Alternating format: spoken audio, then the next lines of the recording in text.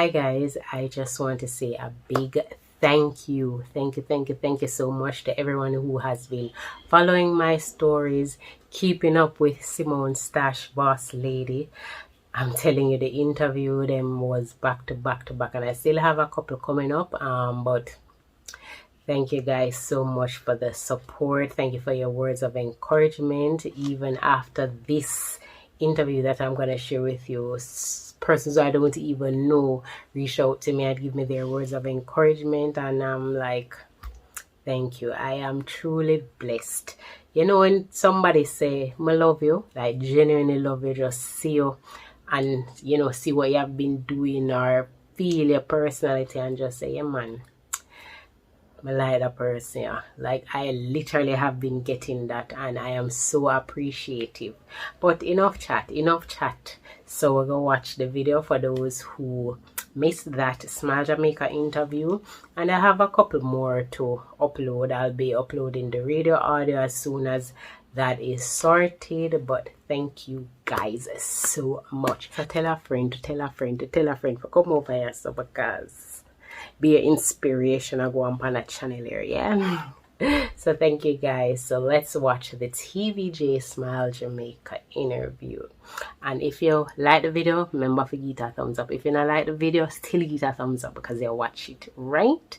Subscribe, like, share, and comment. Alright, so we're gonna watch the video now. Bye.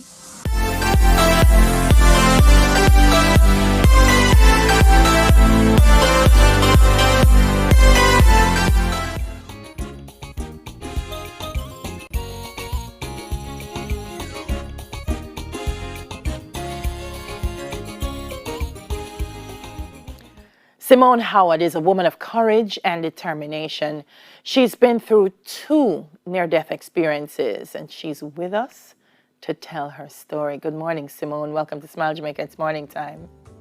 Good morning. Thank you for having me. It's so wonderful to see you. Let's go back to 2008, March. Yeah. Wow. Tell us what happened.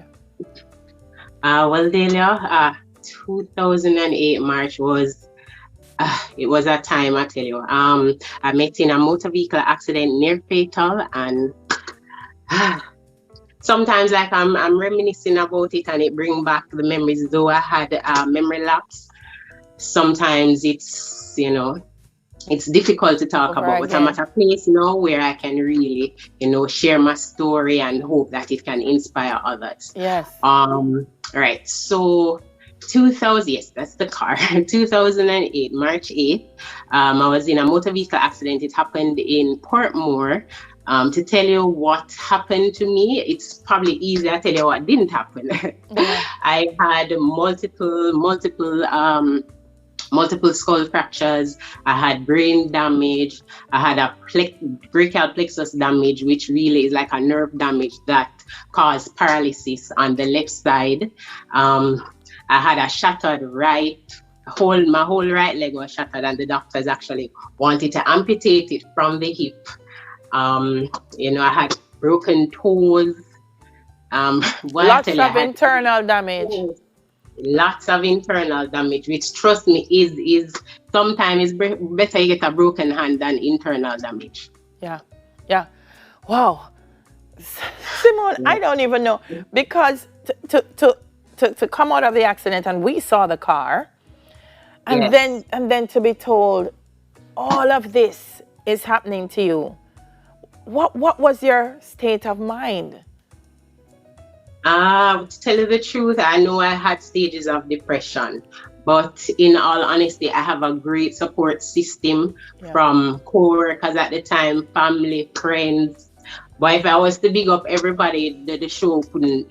You know, so I really had a great support system. My mother has been a tower of strength throughout all of this, and God, for the most part, for the only reason why I'm here today. God is why I'm here today. Yeah. And walk me through the healing process, because they tell me all the time that 90% of it is mental, and that you literally have to believe that I am going to be well. But when I'm hearing the list of things, were there points where you said, well, listen, the party are not going to happen. Let me just focus on the part, or I just can't do any of it. What kept you believing that healing would happen? Well, as I said, God really is the reason why I'm here today. I had to, build up my faith, build up that spiritual strength to say, listen, no matter what, you can do it. Even in the hospital, when persons, visited me, I would try to make them laugh. I remember a friend just reminded me the other day that when everybody in the hospital crying, I'm there, no man, I got all right, and I'm showing them the new dances and all of that. Like from before, my spirit was always up, and I just never had that give up spirit.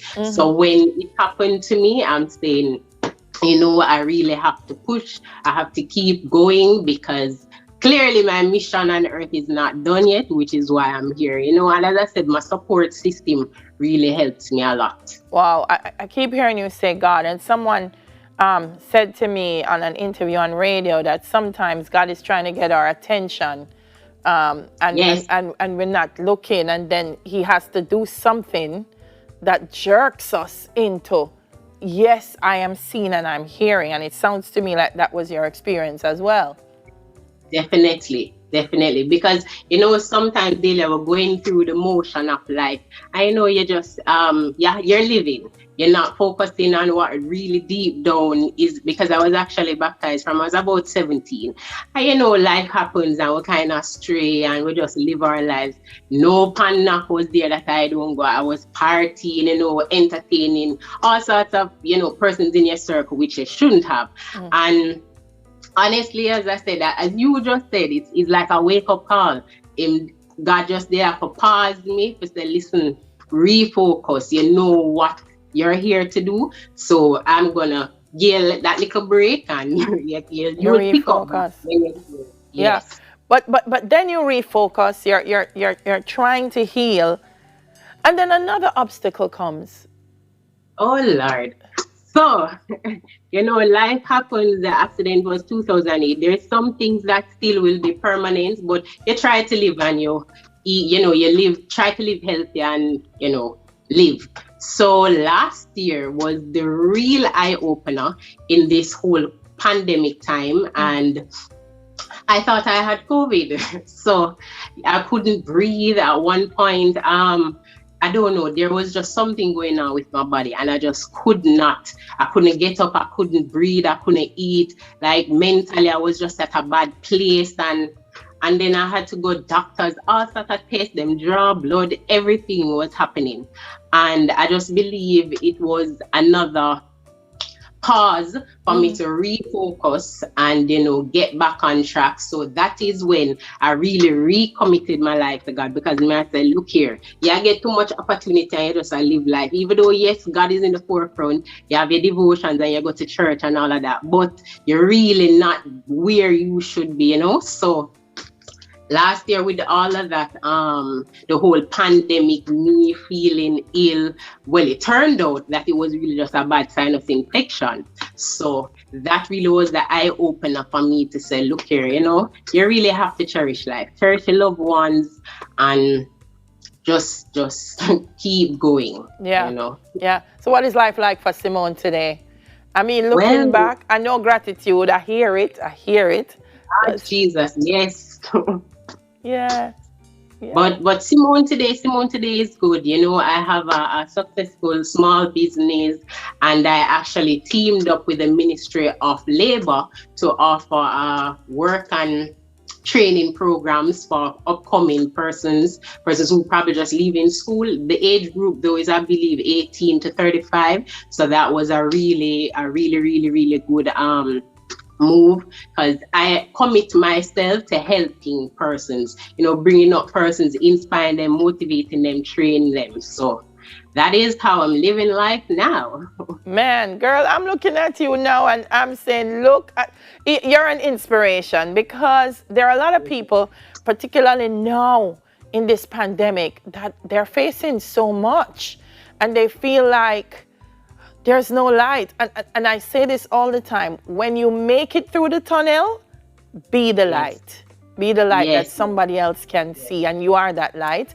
What are your words, Simone, for people who are watching this morning and thinking, man, it's the weight is so much. Me just can't bother. What are your words? Please keep going, keep going. I have been at death door and back, literally. In the accident, they pronounced me dead 3 times, and I'm still here. So keep going. Elevate your faith, put God first. Just keep going, because even from living and even with business, sometimes we're gonna have the down days, and the down days are very frustrating. People will see the glory, but then I know the nights when I'm crying and I can't bother with this and all of that. But keep going, because one day you'll get that self-satisfaction to say, yes, I did it. Yeah, and I'm glad what you said. Simone and I were talking a little bit about that off air, that sometimes people, we don't want to share the struggles. We want to come on social media and we want to tell people, I'm winning and I'm Yes. everything up. And it's like we feel we're going to turn people off by sharing our struggles and our challenges. So we want to be the always happy person. So I'm glad what you're saying is important. The struggles are real. Yes, Delia, because when you share your struggles, people can really relate. The average person don't always have wins. We might have three months of wins, and we have the 9 months they must struggle to get the win. So we have to be real. Yeah. What anchors you? I've heard, and I know it's your faith, but I've heard you say the devotion. Like what takes you through the day? Because sometimes someone, me wake up and me say, hey, I'm going to kill it today. I'm going to kill it today. And then like this morning, me drive out and my car say, I won't allow you to be great today. And I say, I want to go back in my bed and start over. What propels you through the day? Well, in all honesty, apart from my faith and support system, it's like I really realize now that I am touching and inspiring so many persons. So it's like I know every day I have a mission. I have to go on because people depending on me.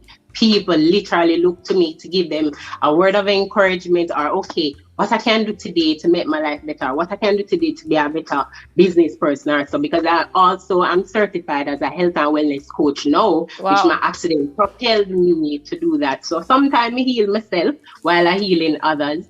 But yeah, I have that purpose now where I have to keep going. So if my day is bad, I have to remember that those 2 persons who I said, boy, no man, I'm going to reach out to Simone. I remember in one of my postings from my accident, someone messaged me and she was just crying and saying, you don't understand what you do when you post, even if you get 5 likes. Because what happened is that she was about to commit suicide. And she said, just me sharing my message gave her that motivation to say, well, look at you, we go through all of this, and all me suffer with is a little baby father drama, and she want to take her life. So, so things like that keep me going. Awesome, Simone. We have to go. But I got to shout out to Sta-sh Beauty Boutique and Day Spa. Tell me quickly where it is, because people have to support you. Yes, thank you. So it's 9 Red Hills Road, and they can find me on Instagram or all the social media platforms at Sta-sh Beauty JA, or even me personally as Sta-sh Bosslady. All right. Hey, Simone, such a pleasure talking to you this morning. You breathe life, I can tell you, into many of our viewers.